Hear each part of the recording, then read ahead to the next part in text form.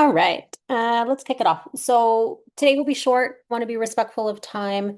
If you're in this room, it's because you may have indicated interest in some of the homelessness and housing modeling work we're doing. So today is just kind of a short demo. Wanted to share the process.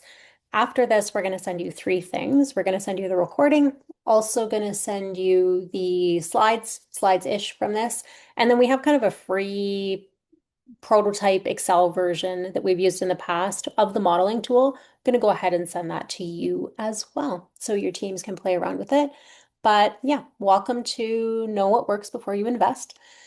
Today, I want to talk about our scenario modeling tool specifically for housing and homelessness. We have made recent extensions that have to do with kind of substance use and mental health, and I'll talk a little bit about that. And then I want to talk about the history of this tool because I think it's important and it's personal to me at least. Really, what we designed it as a systems planning tool. So, building that kind of business intelligence, business insights around some of the decisions we're making in housing and homelessness investment, with total respect that very few municipalities actually have mandate for investing in housing other than, say, kind of housing and homelessness, other than, say, Ontario.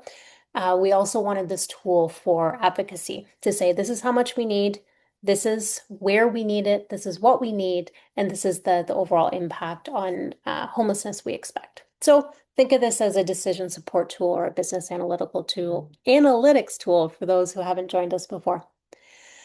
Okay, there's three kind of pieces to this. And right now, the homelessness and housing modeling is a service we offer. But excitingly, and I'm going to tell you at the end of this session, we are going to make it available as a tool in the coming months. But for today, what I'm talking about is the process we use with communities in the past, including City of Ottawa. We've worked with Kawartha in Ontario. There's a previous version of this model that we've used all over Alberta and BC. But the modeling tool does three things. So it starts with the kind of baseline of homelessness in your community. We do have a machine learning algorithm that allows us to project homelessness for any community. And so we use data within your community as well as population estimates, current socioeconomic data. And the first aspect is we project homelessness in your community over the 10 years or in your region. We can do any geographic area.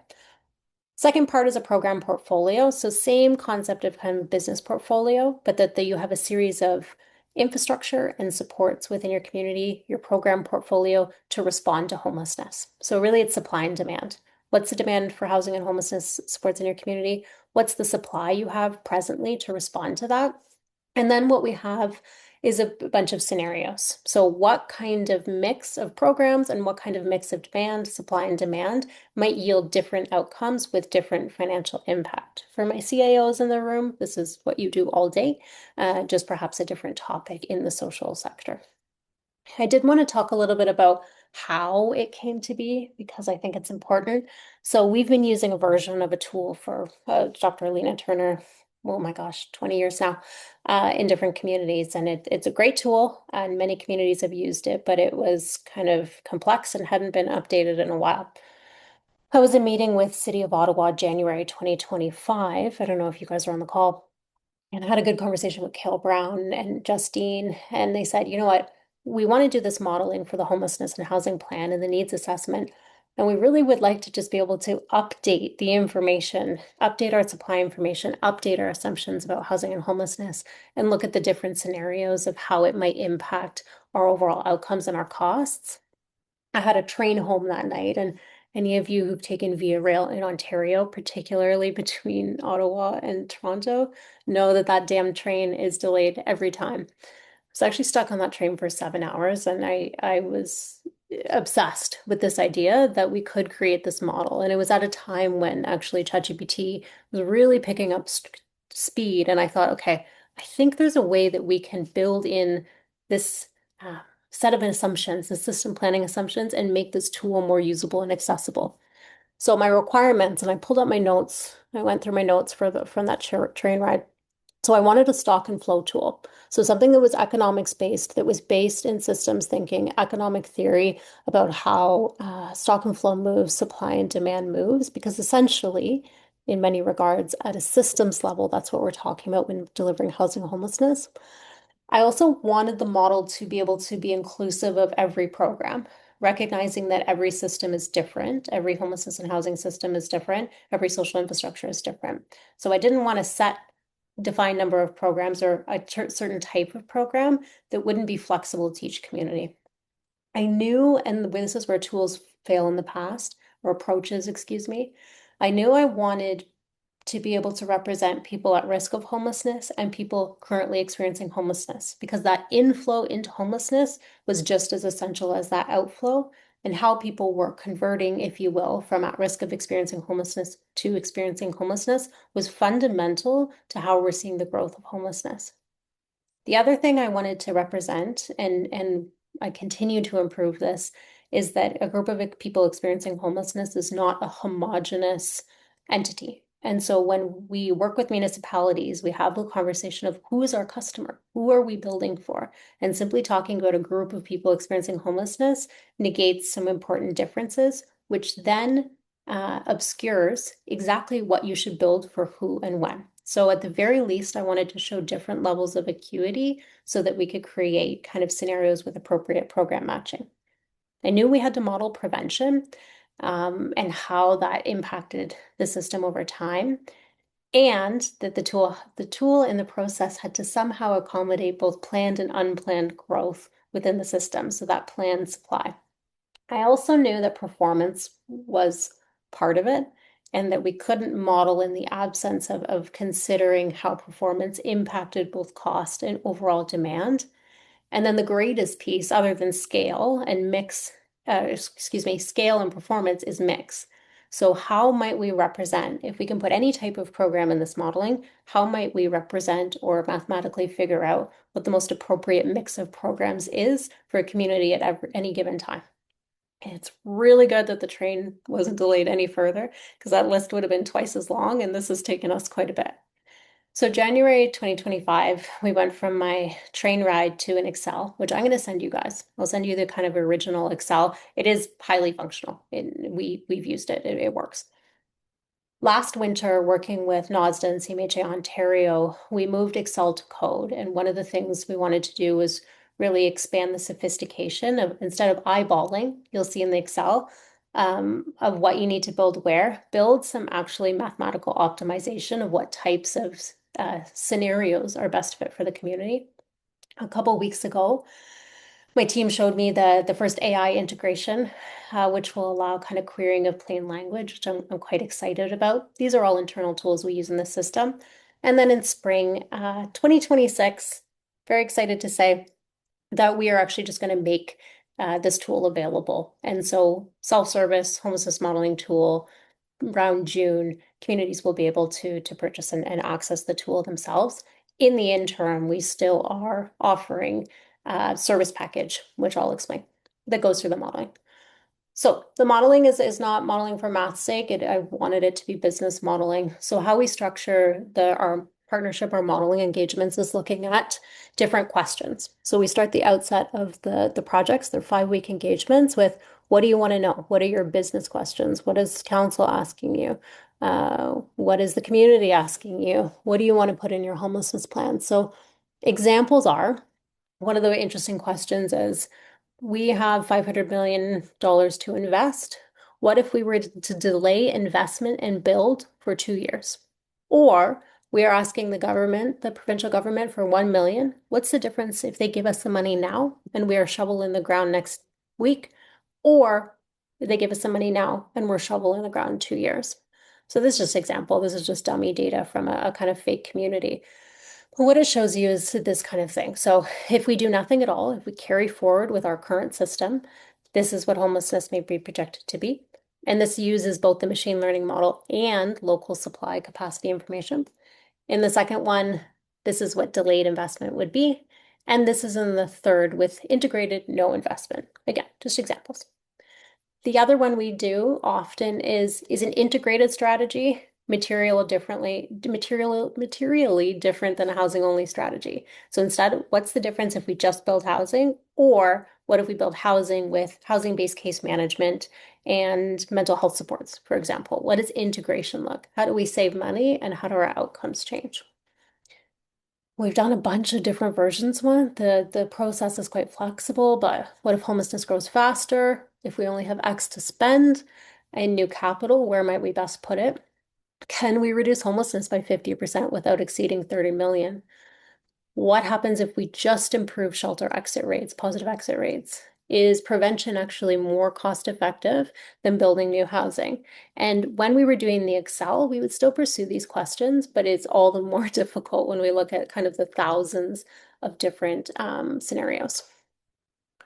Very simply, as I said, the tool or the process and the tool I'm going to show you is systems theory and economic theory. Those are the two I used. So the concepts that there's an inflow into homelessness, there's a varied population who's experiencing it, all with different needs, requiring different system capacity at different level. That system capacity needs to titrate as that population changes and inflow comes in, and that people are constantly exiting positively and negatively and returning to the system depending on the efficacy of the programs and the match between the population and the system. So that's supply demand optimization. On top of that, certainly not the end, you have prevention that's going to stem inflow. So really what I wanted to do, and we successfully did, was create something that was sophisticated enough to hold all of those things at once. As I mentioned before, kind of the coolest, I think, or the latest development was breaking up that experiencing homelessness population and representing different levels of acuity. And that was really essential, as again, when we worked with Northern Ontario Service Delivery Association and CMHA Ontario. One of the things we wanted to look at is what's the difference between housing outcomes if we just build housing and homelessness supports versus if we build substance use, mental health treatment, crisis beds, and addiction supportive housing. In order for us to really answer that question, we had to represent and ensure that we were building for not just this population here, but that we were effectively and mathematically building for this complex needs, high acuity population. So what's new to our process in the last couple months is not only do we map all the scenarios as at a population level, but also at an acuity level. And there's certain scenarios you'll see that effectively lower low acuity homelessness, but high acuity homelessness remains high, or vice versa. I will say a lot of the government, provincial government kind of initiatives focused here, because that's where the kind of the greatest political pressure is, frankly, are great, are necessary and awesome. But when we model just those in isolation of support here, we can see that these continue to rise, and it supports a story that we can't just focus on that highest need that we should. When we do the modeling, and you can say, well, we don't have this and we don't have this, it doesn't really matter. So we model your system exactly how it is. So you get to choose when we do the process, what programs you want to represent, what you want to call them, how many you want to include. So you might have an emergency shelter that's beds, one that's units, you might have scattered site. So we can just add as many as humanly possible in order to kind of best represent the system. And what we also do is we include ones that you may not have in your system. So we do scenarios of what if we were to add high complexity supportive housing. While you might not have that, it shows how your system or your outcomes and your costs would change if you were to add it. So we have housing programs, non-housing programs, different prevention programs. This is supposed to be rent supplements, and then acuity reduction. So the recent extension we made is programs that reduce acuity. So people go from, say, high to medium high. Therefore, there's more spaces within the system for people to be matched to. How we work in this process ahead of June 1st, when we want to make this available to everyone, is we have just a structured workbook. It's fairly easy. It's an Excel sheet that people can fill in. We offer support to fill that in. I am working with a community right now who's just simply creating a pipeline that links some of the financial data and the inventory data so that they can just have this at their fingertips on a regular basis and they're able to update their modeling. Council has a new question, run it through the model. So there's some interesting stuff we can do there.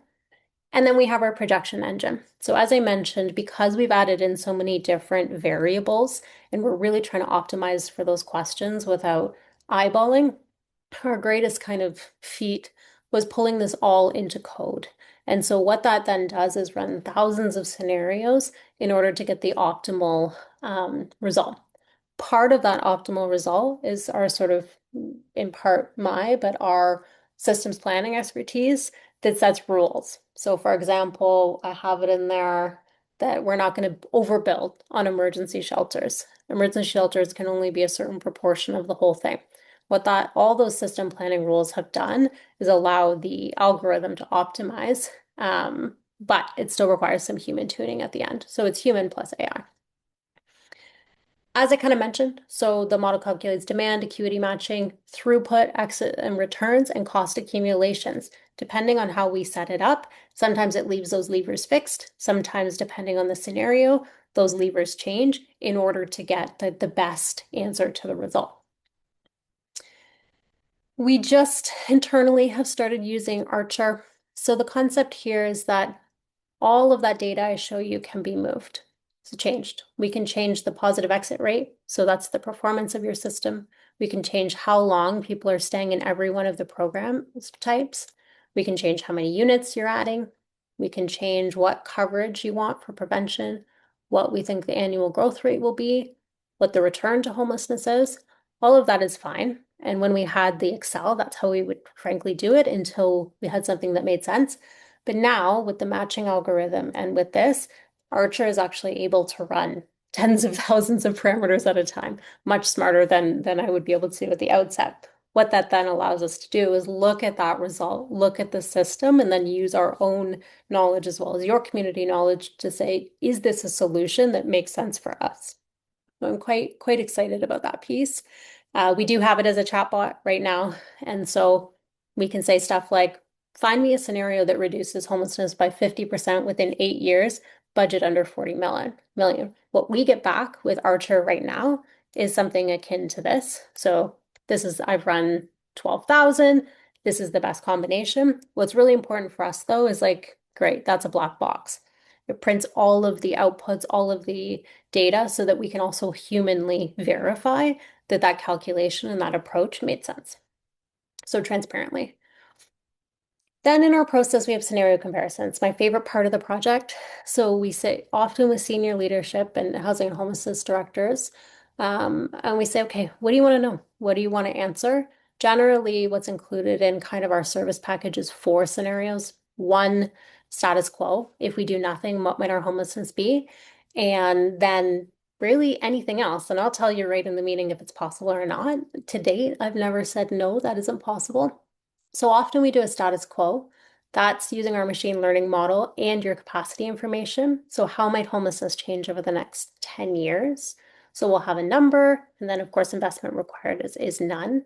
And then we have the relative inflow and outflow. You can see in this community, this fake community, inflow is actually curbing a little bit because of future economic growth. Other ones we have is what happens if we just build a balanced approach to housing and homelessness? What's going to be the difference in our outcomes between this and building a balanced system? So we're going to get the capital investment, operating, and the total. We also have that kind of year by year, so I'll show you as well. And then these, so inflow and outflow, what's going to be the capacity? I just did a small system here. What's the acuity composition? So what can I expect as far as high acuity experiences in the community? But then there's infinite number one. So what happens if we integrate? So we do more deeply affordable housing. Again, I talked about the 2-year delay. This is an interesting one. What happens if we double shelter? So you can also model things that perhaps you think will create an adverse reaction, but it helps flatten the room in communities where there's frankly not great suggestions on how we're going to address homelessness. What happens if we just focused on the highest acuity individuals? What would we build and how much? So here we can see capital, prevention, inflow, outflow. What happens if we build crisis response now and later convert it to housing? What might our outcome be? And what would be the investment required versus building buildings that are non-conversion? No growth budget reallocation. So that's just looking at performance and then system performance improvement. So again, there's hundreds of different ways we structure those. What we also do is provide a 10-year investment and operating portfolio. So we tell you the units added, what the numbers will be, what the capital and operating, new capital and operating estimates are, as well as the prevention. That's per type and per type of unit. What I'm really excited about is we're exploring features right now. That's good for target setting and outcome setting, but as you know, the realities of municipal finance require additional rigor for that. So what I'm excited about is we're exploring features that will look at the information needed, not just for your targets, but for your long range financial planning. And so what, depending on how much money you get from other levels of government, those assumptions, what the capital structure is, the debt exposure, how operating the costs change, what level of rent is subsidized, mixed model units, how insurance changes over the year. And so all those different levers that actually change the financial portfolio of some of this information, we're exploring features on how we build on this further, not just saying that this is the high level operating and capital, but then what can we actually afford? And how, based on what can we actually afford, does that dictate what our outcomes are going to be? So excited for that to come, but this is a necessary first step regardless, because what outcome do you want to achieve and approximately how much might that cost us? Right now, not to get confused, is the tools I describe, except for the Excel, are internal. There are our tools. We want to make them more user-friendly before they're shipped to the world. I feel really good about the science behind them and the utility. 5 weeks. That's a 5 weeks asterisk, depending on how quickly communities are able to collect their data. Some communities, it takes a little bit longer. First, we start with kind of what's the business decision we're looking for. Then we look at what data do you need? And again, we have a spreadsheet. For some communities, it's easy. Then we develop those scenarios. What are the 3, 4 scenarios you want to know?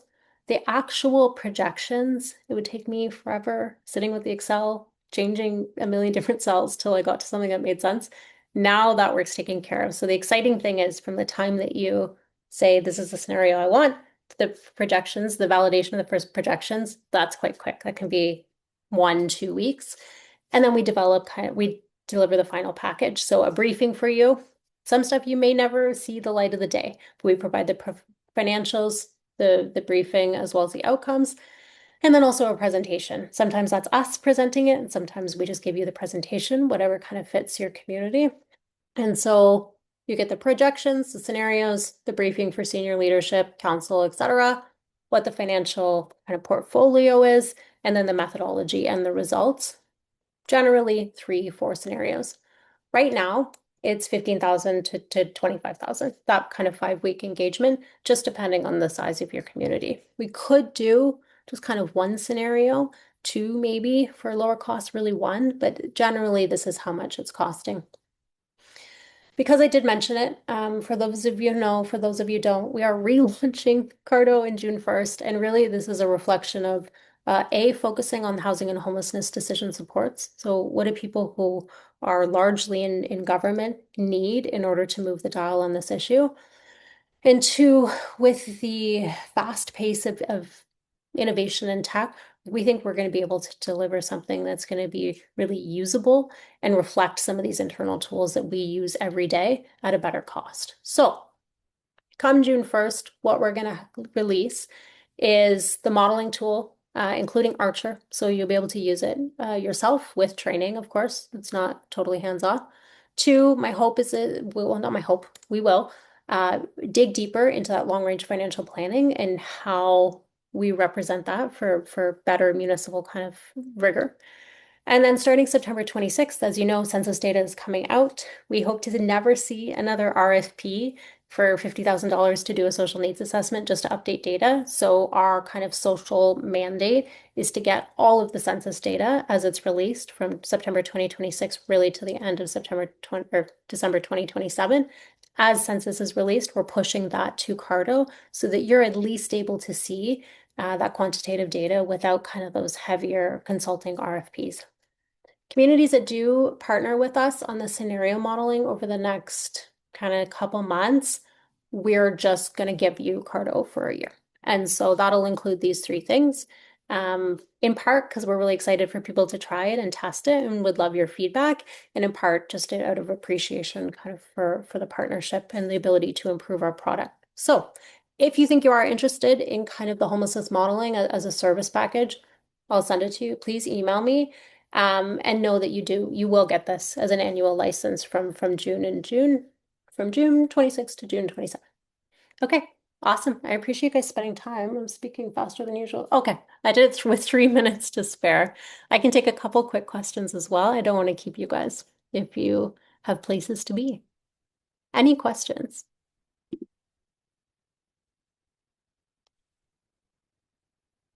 Oh, I see one here. Let's see. Can we use it in other sectors? Yes. So we are starting with housing and homelessness because we want to nail that. But the census, so this will first be homelessness and housing. We'll look at extensions for other issues later in the year. The census data will not be housing and homelessness focused. It's just social needs focused. So everything in that census is coming out in there. So it'll be broadly applicable and useful to any sector or anyone working, any of your colleagues. Jesse, we have someone who's audio only, so they've got their hand up to ask a question. So I'm going to Oh, let them yeah. get on the mic. Yep. Go Hey, ahead. you can go ahead with your question. One moment. Can you hear me now? Yes. Excellent. Just wondering if we already have a Cardo subscription, will this automatically be a feature that's provided through that? Yep, that's a really good question. For current subscribers, it won't be just depending on your contract. It won't Okay. necessarily be renewed, but email us and we'll sort that out. You won't pay full price for it. Let's let's Okay. let's just say that now. So Okay. I've Excellent. decided. Thank you. Thank you. Awesome. So I have a question here. Where's the source data from the financial estimates coming from? Yeah, so we have a library of financial information, operating and capital costs estimates from different communities, which with their permission. We also have our own benchmarks. We've done quite a bit of research on it. We're working with the federal government actually right now on some additional cost benchmarking. So all of that to say is we have options, and sometimes communities opt to use our benchmark data. Other times they work with their finance department to come up with a target operating and capital. And really the question is not necessarily what are we spending today, but if I want to build 100 units of deeply affordable housing tomorrow, how much should that cost me to do it well? So there's a couple different ways we do this. One more question here is, will there be a recording of this available? Yes, I can answer that. Yeah, there will be, and Jesse will be sending that out later today. Yeah, I'll send you guys an email. Cool. Well, have a fantastic afternoon if you're on Ontario. I'm sorry about your weather right now. Have a great afternoon. See you guys. Drop me a line if you want to chat more.